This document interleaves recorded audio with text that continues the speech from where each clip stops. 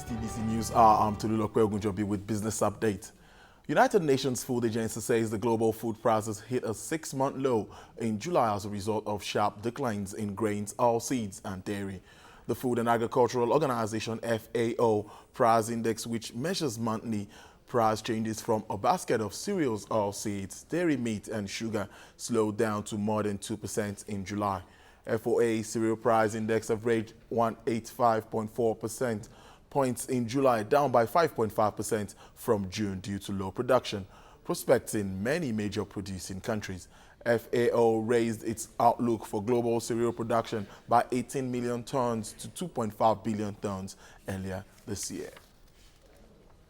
Now, Apple and Samsung have agreed to withdraw all lawsuits against each other outside the United States.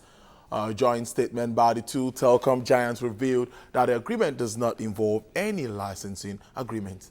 The rival companies have sued each other over a range of patent disputes in 9 countries outside the U.S., including the UK, South Korea, Japan, and Germany. The legal wranglings began in 2011 after Apple sued Samsung in the U.S.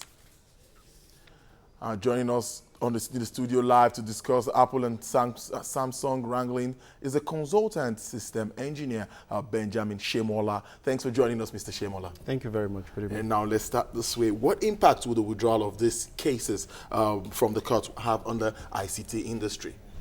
Really, we've been following up the indexes here and there, and we don't really see something that will translate to a shift from the current norm, in the sense that the legal cases we've been talking about is just limited to about 6 countries, and it doesn't really concern the evolving companies. We're talking of 2 giants in this case, trying to play a game of chess to get a better bite of the ICT economy. And the major thing is this: if the US market is still going to be contested by these 2 giants, and we don't have any form of legal tussle with a third world like Nigeria, for example, and then the challenges they will have, really, because I know that it's not about a decision favoring either. We of course know that Samsung and Apple, they are used to this secret board and executive sessions, and the upcoming companies, take for example now, if from the survey available, gone are the days where you talk of, you pick 10 out of maybe just pick 10 of mobile users, and you have all of which is Apple. Now you have a whole lot as Android, but it's not necessarily coming up from, the devices are not necessarily coming from Samsung. The two have actually had cases with HTC, with Techno, with all of these evolving manufacturer. So the real game changer would have been if there is a legal tussle over the operating system, the Android itself. But if it comes to just the devices, there's really not much we're going to see in terms of impact, because it's just about 8 countries that these cases have been. The US market, the cases, the litigation, and even the patency licensing issue will still remain in the court. So the evolving companies could still come up with the open source operating system, the Android. That's why you see today, if you have a version of Samsung coming up, a model, then you have similar coming up with other players like Techno, like Infinite, like a number of them. So really not too much of a change. So can we say this will reduce or will increase, whichever way, unhealthy competition in the ICT market? The way some of us experts have considered this is like we are seeing a form of alliance between Apple and Samsung to actually confront the small players, because the real issue is that they are all contesting for the market. And the Android market for now is taking about 2/3 of the entire mobile space.